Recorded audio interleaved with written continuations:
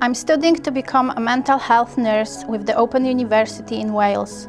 I'm already a support worker and I'm completing my BScs in nursing alongside a demanding job.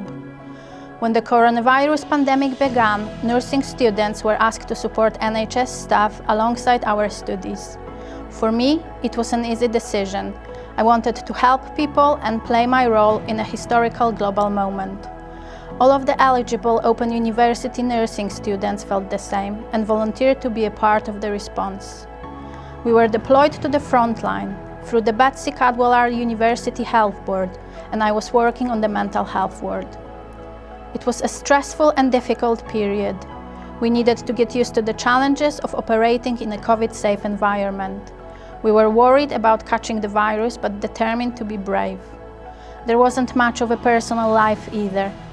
We had to balance working long hours on the front line with completing our studies when we returned home. It was just work, study and sleep. But these are the things all of us Open University nursing students had to overcome. We were committed to helping people, saving lives and being as positive as possible. I gained so much unique knowledge, skills and experience. After a testing year, we are continuing to work towards our qualifications and look forward to becoming registered nurses. We should all be very proud of ourselves and the role we played during the pandemic.